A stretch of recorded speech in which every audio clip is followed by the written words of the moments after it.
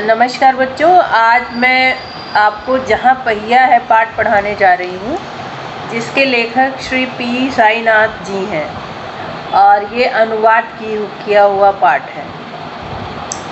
बच्चों, इस पाठ के माध्यम से ये बताया गया है कि यदि मन में चाह हो तो राह निकल आती है। जो जहाँ चाह वहाँ राह, ये जो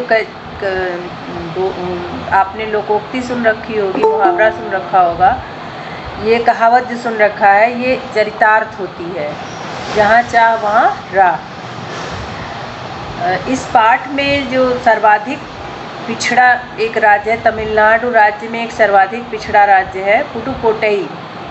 वहाँ की महिलाओं के बारे में बताया गया है, वहाँ की महिलाओं का जिक्र है।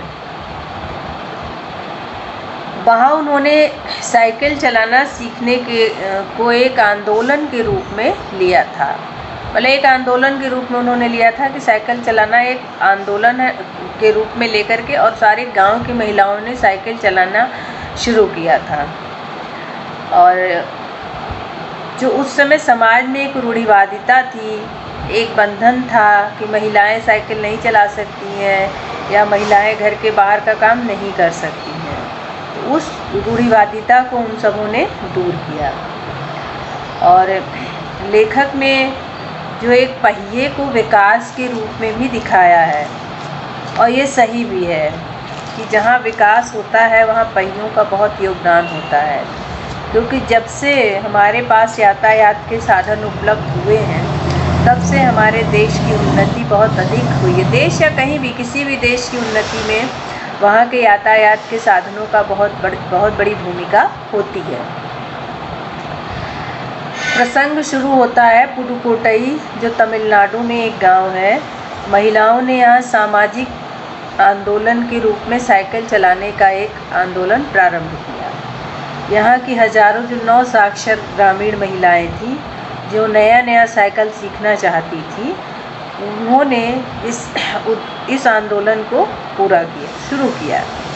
इस आंदोलन को उन्होंने अपने पिछड़ेपन को भगाने के लिए, विरोध व्यक्त करने के लिए, तथा जो उनके रास्ते में बाधाएं आती थी, और जो एक उनके अंदर जो एक रुकावट की भावना वो महसूस करती थी, उसे उन्होंने तोड़ने के लिए ये कार्य प्रारंभ किया था।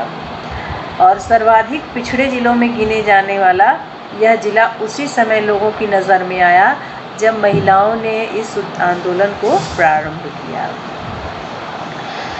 इसमें उन्होंने एक प्रदर्शन भी किया, एक प्रतियोगिता भी की, और एक नए कौशल का प्रदर्शन भी किया।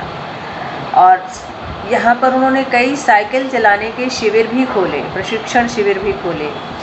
जिन महिलाओं को साइकिल चलाने आता था, वो अन्य महिलाओं को भी साइकिल चलाना सिखा रही थी। यहाँ पर कई मुस्लिम लड़कियों ने भी साइकिल चलाना सीखा और उनके आत्मनिर्भरता में बहुत वृद्धि हुई।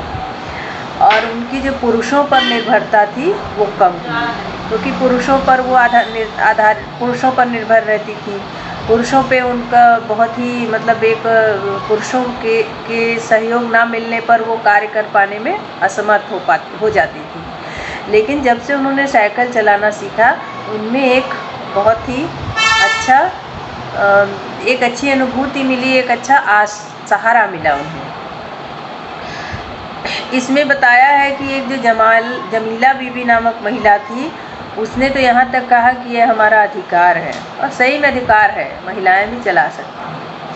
अब वह बसों का इंतज़ार किए बिना कहीं भी आ जा सकती थीं।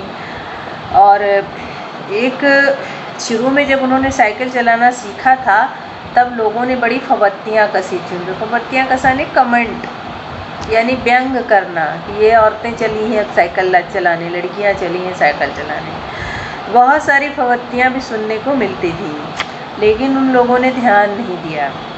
एक महिला फातिमा नाम की थी, जो स्कूल में अध्यापिका थी, और उन्होंने बताया कि वह साइकिल चलाना सीखने के लिए शाम को साइकिल किराए से ले लेती थी और साइकिल चलाती थी। जब आदमी की इच्छा शक्ति हो तो वो अन्य मार्गों से भी साधन उपलब्ध कर ही लेता है। तो उन्होंने भी किराए से साइकिल ली और चलाना शुरू कर दिया। और चूँकि और कुछ महिलाएं थी जो साइकिल खरीद नहीं सकती थी, बहुत सी महिलाएं थी, तो इसलिए किराए की साइकिल उनके लिए सुलभ हो जाती थी। वह साइकिल चलाने को एक तरह से अपनी आज़ादी मानती हैं। इससे उसे किसी पर भी निर्भर नहीं रहना पड़ता है। इसी क्रम में उनकी मित्र अवकन्नी ने बताया कि अवकन्नी उनकी मित्र थी। तो अवकन्नी ने बताया कि उनकी उम्र करीब 20 के आसपास है और उन्होंने अपने समुदाय की अनेक महिलाओं को साइकिल चलाना सिखा दिया। एक नेक काम भी किया। साइकिल चलाना सीखने वाली तथा इसकी प्रशंसक महिलाओं में मजदूर वर्ग की महिलाएं बहुत अधिक थीं, क्योंकि उनको काम करने में बहुत दिक्कत होती थी, समस्या होती थी। तो इसलिए उन्होंने जो है ये साइकिल चलाना सीख करके अपने परेशानी को ख़त्म कर लिया था। इसमें बताते हैं कि बालवाड़ी की महिलाएं थीं, आंगनवाड़ी कार्यकर्ता, अध्यापिकाएं, ग्राम सेविकाएं तथा दोपहर का खाना पहुंचाने वाली औरतें भी थीं। इनमें ज़्यादातर महिलाओं ने नई साइकिल चलाना सीखा था। इसे वे अपनी व्यक्तिगत स्वतंत्रता से संबंधित मानती थी। सही बात है। यदि आप भी महसूस करते होंगे कि जब आपने साइकिल चलाना सीख लिया तो आपके लिए बहुत ही सुविधा हो गई, कहीं भी आप आसानी से आ जा सकते हो। और इसे वे अपनी व्यक्तिगत स्वतंत्रता मानती हैं। और इस आंदोलन की अगुवा जो है वो बताती हैं कि आत्मविश्वास में भी, इससे उनके आत्मविश्वास में भी बड़ी वृद्धि हुई। उनकी पुरुषों पर निर्भरता घट गई और वे अपने सामान बेचने बहुत अधिक दूर तक बाज़ारों में जाने लगी। शुरू में तो लोगों ने इनको बहुत ही व्यंग किए, जो है बहुत मतलब ऐसी बातें कही जो सहनीय नहीं थी, लेकिन उन्होंने इन चीज़ों को सह लिया और उसका विरोध नहीं किया या उससे कोई किसी भी प्रकार का उन्होंने अपने कार्य में वो लगी रही। लोग क्या कह रहे हैं इस पर उन्होंने ध्यान नहीं दिया। साइकिल प्रशिक्षण शिविर में रविवार को महिलाएं एकत्र हुई थीं और उनके आवेग को देखकर बहुत हैरानी होती थी कि महिलाएं इतनी तेज़ी से साइकिल चला रही थीं और वे अपनी जो उनकी घिसी पीटी ज़िंदगी थी, एकदम एक ढर्रे से जो ज़िंदगी चल रही थी उससे वो उबर चुकी थी। साइकिल चलाते समय वो साइकिल के प्रोत्साहन देने वाले गीत भी गाती थी, गाना गाते हुए साइकिल चलाते हुए चली जाती थी। तो उनको एक आनंद की अनुभूति भी होती थी और उनका कार्य भी हो जाता था। जो महिलाएं साइकिल चलाना सीख लेती थी वो अन्य महिलाओं को सिखाती थी। साइकिल सिखाने का काम वो बड़े ही उत्साह से करती थी, बड़े उमंग के साथ करती थी कि वो साइकिल चलाना सीख गई हैं और दूसरों को चलाना सिखा रही हैं। सबसे विशेष दिन तब आया जब 1992 में अंतर्राष्ट्रीय दिवस के दिन 8 मार्च को अंतर्राष्ट्रीय महिला दिवस मनाया जाता है। उस दिन करीब 1,500 महिलाओं ने एक साथ इकट्ठा होकर के एक साइकिल रैली निकाली। तो लोगों का ध्यान, प्रेस का, समाचार पत्रों का ध्यान उधर गया, महिलाओं के इस पुरुषार्थ पर ध्यान गया और उन्होंने इसे बहुत ही गंभीरता से लिया और बहुत प्रचार प्रसार भी किया। तो महिलाओं का साइकिल चलाना सीखने के बारे में पुरुषों की राय यह थी कि इस क्षेत्र में साइकिल चलाने वालों की संख्या की वृद्धि हो गई और साथ ही साइकिल बेचने वाले भी बहुत अधिक मात्रा में साइकिल बेचने लगे। मतलब यहाँ के एक साइकिल डीलर ने बताया कि साइकिल की बिक्री इतनी अधिक हो गई है कि वो साइकिल उपलब्ध नहीं करा पा रहे हैं, सामान की कमी हो गई, साइकिलों की कमी हो गई है।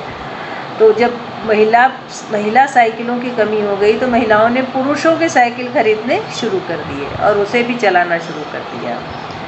अन्नामलाई की 22 वर्षीय मनोरमनी ने बताया कि शहर से कटे इस इलाके में साइकिल चलाना सीखने से क्या होता है, गतिशीलता बढ़ जाती है। शहर से कटा हुआ है, साइकिल होने से भाई गांव की पगडंडी पे चलने से बेहतर है कि साइकिल मिल गया तो साइकिल चला करके वो बाज़ारों तक पहुंच जाती थी। इससे उनको आर्थिक लाभ भी होने लगे। कुछ महिलाएं अगल बगल के गाँव से सामान लेकर के, खेती का सामान, सब्जी भाजी लेकर के वो गाँव शहरों में पहुंच जाती थी और वहाँ बेच आती थी। और इससे उनकी आर्थिक स्थिति मजबूत हो गई। और बसों के इंतज़ार में जो उनका घंटों समय निकल जाता था, अब आपका शहर थोड़ी ना है कि हर 10 मिनट में बस मिल जाए। वहाँ पे तो 2 घंटे के बाद एक आध बस आ गई तो आ गई, तो उनका बहुत समय बर्बाद हो जाता था। तो इससे वो बच गई। खराब परिवहन वाले स्थानों के लिए साइकिल बहुत ही अच्छा साधन है। मतलब साइकिल से आप आराम से कहीं भी आ जा सकते हो। और इससे क्या हुआ कि वो अपने जो समय बचता था, अपने बचे हुए समय में वो अन्य स्थानों या इलाकों पर सामान बेचने चली जाती थी। मतलब एक बाज़ार में बेच ली तो दूसरे बाज़ार में चली गई। इससे क्या हुआ, अगर आपका समय बच गया तो आप थोड़ा आराम भी कर सकते हो। तो महिलाएं भी वही करती हैं। साइकिल चलाना सीखने के आने के बाद वो मतलब कि बस स्टॉप तक जाने के लिए उनको किसी की मदद लेनी नहीं पड़ती थी, खुद साइकिल उठाएं और चल दी। और जिनके पास साइकिल है, चाहे आपके पास हो चाहे किसी के भी पास हो, वो अपना काम बड़ी ही सहजता से कर सकता है। आप देखते होंगे कि जो दूध वाले हैं या गांव में जो भी व्यापारी हैं, जो प्रतिदिन जाते हैं शहरों में, वो साइकिल लेके जाते हैं। या तो बसों पे लाद देते हैं या फिर ट्रेन में लटका देते हैं। एक बार तो ट्रेन में मैंने ऐसा देखा कि लाइन से साइकिलें ही टंगी हुई हैं। तो सारे क्या करते हैं, साइकिलें टांग देते हैं और फिर वहाँ उतरते हैं स्टेशन पे, साइकिल चलाते हुए अपने काम में चले गए। फिर लौट के आए, साइकिल टांगे और ट्रेन से अपनी जगह पे चले गए। तो उनके लिए बहुत सहज हो जाता है। यहाँ की महिलाएं जो हैं आत्मसम्मान को बहुत महत्व देती हैं। फातिमा बताती हैं कि अपनी मर्जी से स्वच्छंदता पूर्वक साइकिल चलाने से आज़ादी और खुशहाल जीवन होता है। फातिमा साइकिल से कमाई नहीं करती, बल्कि किराए की साइकिल लेकर वो चलाती हैं और आज़ादी का अनुभव करती हैं। भले ही आप बेचने ना जाओ, लेकिन आप खुशी के लिए भी साइकिल चला सकते हो। या शहर के अंदर एक जगह से दूसरी जगह तक, या गांव में एक जगह से दूसरी जगह तक आप आसानी से जा सकते हो।